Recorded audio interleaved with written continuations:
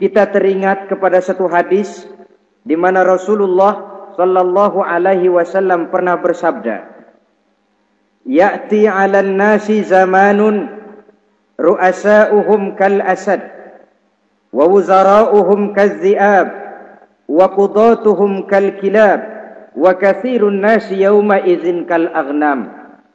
Pada satu saat, kata Nabi, akan datang di tengah masyarakat manusia, di mana pada masa itu muncul pemimpin-pemimpin yang bertingkah laku seperti singa. Ru'asa'uhum kal asad. Pemimpin-pemimpin mereka bertingkah laku seperti singa. Saudara kenal singa? Saudara boleh periksa. Di mana ada hutan, singa selalu menjadi raja. Padahal hutan belum pernah bikin pemilihan umum.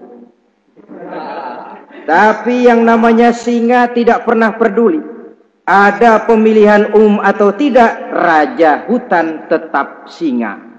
Kenapa? Karena singa menjadi raja di hutan bukan berdasarkan kebenaran, tapi karena kekuatan.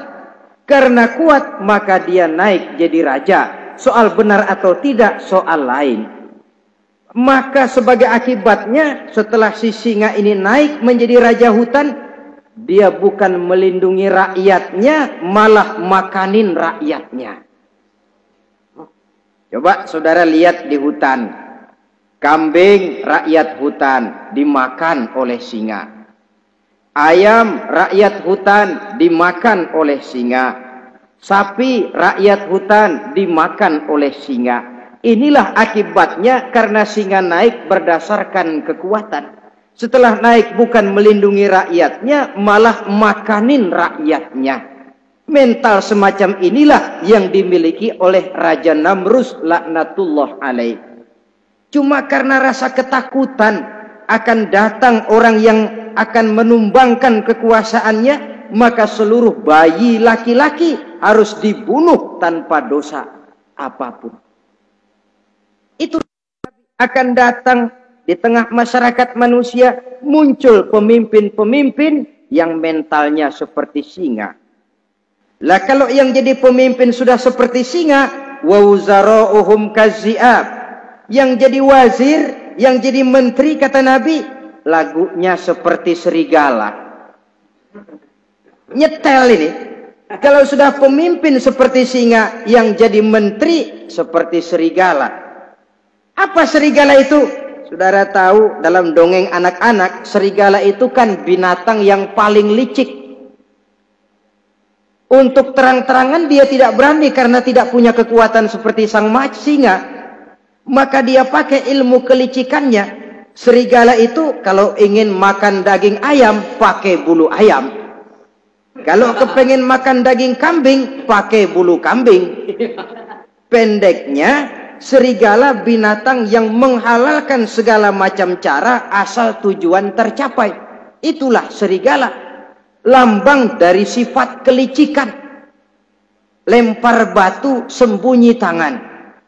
Pengen makan daging ayam, pakai bulu ayam. Nyaruh jadi ayam. Pengen makan daging kambing, pakai bulu kambing. Nyaruh jadi kambing. Ini akibat dari yang pertama tadi. Pemimpin seperti singa, lalu menteri pun seperti serigala. Efeknya kemudian yang segera menyusul apa? Wa qudatuhum kal kilab. Kalau pemimpin sudah seperti singa, menteri sudah seperti serigala, wa qudatuhum kal kilab, akan muncullah para penegak hukum yang mentalnya seperti anjing. Inna lillahi wa inna ilaihi raji'un. Penegak hukum yang mentalnya seperti anjing itu. Anjing, saudara lihat, anjing akan setia kepada siapa saja yang memberinya daging. Kalau dia disuruh jaga rumah, dia tidak bisa membedakan mana yang maling, mana yang tamu. Biar yang datang tamu, kalau nggak bawa apa-apa, pasti digonggong. Biar yang datang maling, kalau bawa daging, anjing kalem. Pokoknya siapa yang memberi saya daging, itulah majikan saya. Apa kata majikan saya, itulah yang saya laksanakan.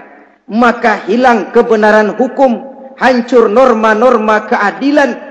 Oleh karena apa? Oleh karena anjing dapat daging. Lalu dalam kondisi semacam itu, yang jadi rakyat bagaimana? Kata Nabi, wa katsirun nas yauma izin kal aghnam.